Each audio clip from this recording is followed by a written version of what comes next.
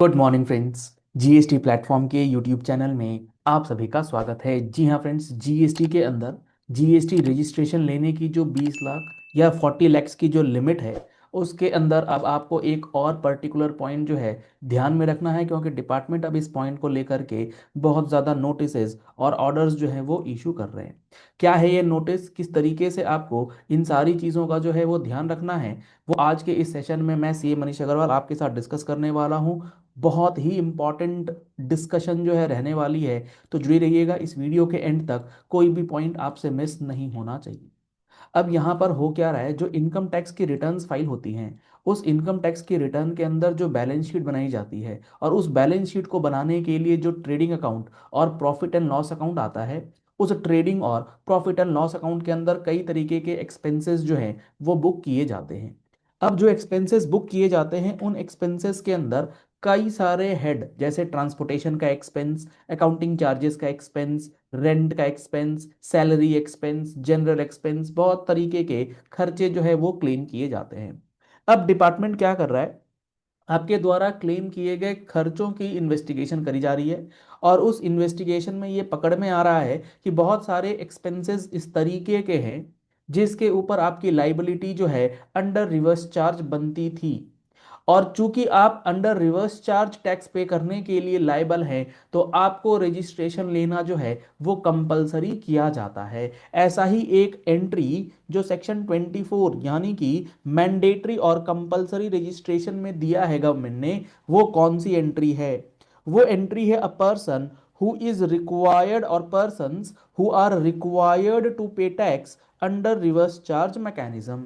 यानी कि वो पर्सन्स जो कि लाइबल हैं टू पे the tax under reverse charge mechanism. मतलब आप एक सिंपल सी बात को समझिएगा, यहां पर एक रामू है जो कि जीटीए की सर्विसेज दे रहा है। मैं सिर्फ एग्जांपल ले रहा हूं जीटीए का, क्योंकि जीटीए की सर्विसेज एक ऐसी सर्विस है जो रिवर्स चार्ज में आती है, लेट से। तो रामू सप्लायर है ऑफ जीटीए ट्रांसपोर्टेशन सर्विस। वो ट्रांसपोर्टेशन की सर्विस दे रहा है टू अ पार्टनरशिप फर्म। और इस पार्टनरशिप का जो टर्नओवर है, एग्रीगेट टर्नओवर है, वो अगर 40 लैक्स को क्रॉस कर जाए या 20 लैक्स को, एज द केस में भी, तब तो कोई दिक्कत है ही नहीं, रजिस्ट्रेशन लेकर के ही काम करेगा। लेकिन प्रॉब्लम कहां आ रही है, ये जो पार्टनरशिप फर्म है, इसका जो एग्रीगेट टर्नओवर है वो कम है 40 लाख रुपए से। सिचुएशन को बहुत अच्छे से समझ लीजिएगा, पार्टनरशिप फर्म है और इस पार्टनरशिप फर्म का टर्नओवर जो है वो 40 लैक्स के कम है, यानी कि लिमिट से नीचे है। लेकिन उसने क्या करा है, एक जीटीए की सर्विसेज अक्वायर कर ली है जो रिवर्स चार्ज के दायरे में आती है। मतलब आप अगर एक पार्टनरशिप फर्म होते हुए जीटीए की सर्विसेज ले लेंगे, गुड्स ट्रांसपोर्ट एजेंसी की सर्विसेज ले लेंगे, और आप फ्रेट का पेमेंट शो कर रहे हैं अपने trading and profit and loss account के अंदर, और आप ये अज्यूम करके बैठे हैं कि हमारा जीएसटी रजिस्ट्रेशन जो है वो नहीं होगा क्योंकि हमारा टर्नओवर 40 लाख से कम है, तो आपके अगेंस्ट सेक्शन 63 का प्रोसीडिंग जो है वो डिपार्टमेंट अब इनिशिएट कर रहा है। क्यों कर रहा है? क्योंकि आप लाइबल हैं रजिस्ट्रेशन के लिए विदाउट एनी टर्नओवर लिमिट। अगर आप ऐसे व्यक्ति हैं जिसके ऊपर रिवर्स चार्ज की लाइबिलिटी पे करने की बात आ गई, तो आपको अब ये 40 लाख का जो लिमिट दिया गया है वो आपके लिए अवेलेबल नहीं है। तो आप अगर एक पार्टनरशिप फर्म होते हुए ट्रांसपोर्टेशन का पेमेंट कर रहे हैं, इसका मतलब इस ट्रांसपोर्टेशन के ऊपर आपको आरसीएम जो है वो पे करना है। सर ये आरसीएम पे करना, ये कहीं लिखा होगा ना? बिल्कुल लिखा है, नोटिफिकेशन 4/2017। अगर आप गुड्स के डीलर में देखेंगे तो गुड्स के लिए आरसीएम है, और 13/2017 सर्विसेज की बात करता है, तो जीटीए की एंट्री जो है वो आपको नोटिफिकेशन 13/2017 में नजर आएगी। तो आप अगर पार्टनरशिप फर्म होते हुए अनरजिस्टर्ड हैं, तो आपके लिए बहुत इंपॉर्टेंट अभी इमीडिएट क्या है, क्योंकि अभी अब बुक्स क्लोजर की बात आ रही है, फिर से मार्च 26 एंड हो रहा है। पार्टनरशिप फर्म्स के अंदर जो है बुक्स का क्लोजिंग होना है, तो उसके अंदर जो जो एक्सपेंसेस आप डाल रहे हैं उसको चेक कर लीजिए कि रिवर्स चार्ज में वो लाइबिलिटीज आ रही हैं या नहीं। क्योंकि जीटीए की जब एंट्री आप चेक करते हैं, मैंने जीटीए का एग्जांपल क्यों लिया, क्योंकि नोटिसेस जो आ रहे हैं वो मेजरली गुड्स ट्रांसपोर्ट एजेंसी को लेकर के आ रहे हैं, और एक आ रहा है रेंटिंग को लेकर के। रेंटिंग की वीडियो भी आपको जल्द ही हमारे इस चैनल पर मिलने वाली है, तो अगर आपने अभी तक चैनल को सब्सक्राइब नहीं किया है तो इमीडिएटली सब्सक्राइब कर लीजिएगा। अब जब नोटिफिकेशन आप चेक करेंगे तो उसके अंदर गवर्नमेंट ने क्या बोल रखा है, आरसीएम लगेगा। किनको लगेगा? अगर आपने जीटीए की सर्विसेज ले ली है। अब आरसीएम लगेगा, और आपको आरसीएम तब लगता है जब आप जीटीए की सर्विसेज ले लेते हैं, लेकिन कौन से ऐसे पर्सन हैं, यानी कि रिसीवर एंड पे कौन सा ऐसा व्यक्ति होगा जिसको आरसीएम पे करना है अगर वो जीटीए की सर्विसेज ले रहा है। तो इसमें सबसे इंपॉर्टेंट बात जो ध्यान में रखनी है, जो रिसीवर है वो दो तरीके के हो सकते हैं। एक रिसीवर हो सकता है वो रजिस्टर्ड है, एक रिसीवर हो सकता है वो अनरजिस्टर्ड है। अगर तो रिसीवर रजिस्टर्ड है तब तो उसको आरसीएम देना ही देना है, और उसमें कोई दिक्कत है भी नहीं, डिपार्टमेंट भी कोई क्वेश्चन नहीं करता, चाहे वो इंडिविजुअल हो, फर्म हो, कुछ हो, रजिस्टर्ड ऑलरेडी रजिस्ट्रेशन है। प्रॉब्लम आती है यहां पर जब आप रजिस्टर्ड नहीं होते। क्यों? आपके पास क्या ग्राउंड है कि मेरा टर्नओवर 40 लाख से कम, यहां आएगी प्रॉब्लम। प्रॉब्लम क्यों आएगी? क्योंकि अगर आप अनरजिस्टर्ड हैं और आपका स्टेटस है पार्टनरशिप फर्म, तो आपको मैंडेटरी रिवर्स चार्ज पे करना पड़ेगा, ऑप्शन नहीं है आपके पास। अगर आप हैं बॉडी कॉरपोरेट, कंपनी के स्टेटस में आप काम कर रहे हैं, आपको मैंडेटरी रिवर्स चार्ज पे करना पड़ेगा।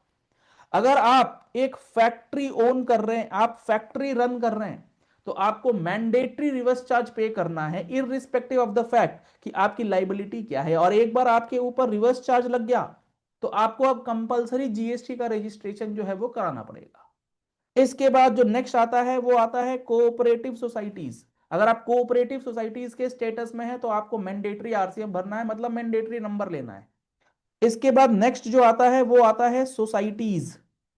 अगर आप सोसाइटीज के रूप में रजिस्टर्ड हैं तो आप जीटीए के अंदर लायबल हैं। अगर आपने जीटीए की सर्विसेज ले ली हैं तो आपको रजिस्ट्रेशन कराना भी कंपलसरी हो जाएगा। इसके बाद आता है सीटीपी, कैजुअल टैक्सेबल पर्सन। अगर आप कैजुअल टैक्सेबल पर्सन हैं, लेकिन कैजुअल टैक्सेबल पर्सन दो तरीके के होते हैं। कैजुअल टैक्सेबल पर्सन में एक तो होता है आर्ट्स एंड क्राफ्ट्स वाले लोग, और एक होते हैं other than arts and crafts वाले लोग। अगर आप सीटीपी हैं और आर्ट एंड क्राफ्ट में डील कर रहे हैं तब तो आपके लिए एग्जाम्पशन है, कोई प्रॉब्लम नहीं है। लेकिन आप सीटीपी हैं other than art and craft, यानी कि हैंडीक्राफ्ट आइटम्स के अलावे आप कुछ डील कर रहे हैं, तो आपके लिए कंपलसरी आरसीएम है, मतलब कंपलसरी रजिस्ट्रेशन भी लग जाएगा। तो ये बातें आपको बहुत अच्छी तरीके से अपने बुक्स को फाइनल करते समय देख लेनी है कि आपका स्टेटस क्या है। आप जो बिजनेस कर रहे हैं वो किस कैटेगरी में कर रहे हैं, फर्म में, कॉर्पोरेट्स में, फैक्ट्रीज में, कोऑपरेटिव सोसाइटीज में, सीटीपी में। सर इसमें सारा कुछ आपने बता दिया, इसमें आपने इंडिविजुअल को क्यों छोड़ दिया? जो मेजरली जो मेजर केसेस हैं उनको क्यों यहां पर छोड़ दिया?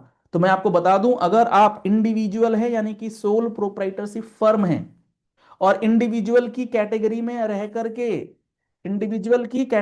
रह करके आप ट्रांसपोर्टेशन का खर्चा ले रहे हैं, तो आपको यहां पर ट्रांसपोर्टेशन के ऊपर जो आरसीएम भरने वाली बात है वो एप्लीकेबल नहीं होगी। वो इसलिए एप्लीकेबल नहीं होगी क्योंकि अनरजिस्टर्ड इंडिविजुअल अगर ट्रांसपोर्टेशन पे करता है तो वो फिलहाल एग्जम्प्ट करा हुआ है गवर्नमेंट ने।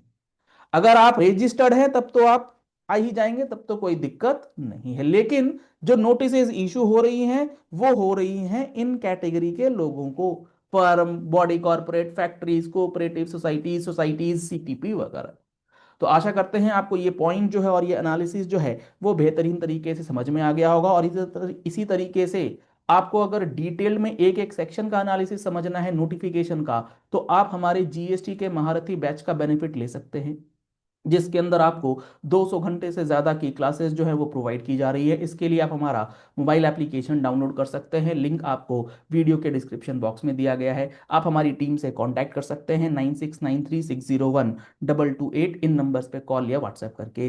पहली बार आए हमारे चैनल पर, हमारे चैनल को फॉलो कर लीजिएगा ऐसे ही इंपॉर्टेंट प्रैक्टिकल वीडियोज़ के लिए, और इस सेशन को ज़्यादा से ज़्यादा लोगों तक शेयर कर दीजिएगा, क्योंकि बहुत सारे नोटिस जो हैं वो इशू किए गए हैं। कल हम लोग डिस्कस करेंगे रेंट रेंटिंग के ऊपर जो लाइबिलिटीज बन रही हैं वो किस तरीके से आरसीएम के आड़े आ रही हैं। चलिए इस वीडियो को यही एंड करते हैं। आशा करते हैं आपको सारी बातें जो है वो समझ में आ गई होंगी। Thank you and have a nice day.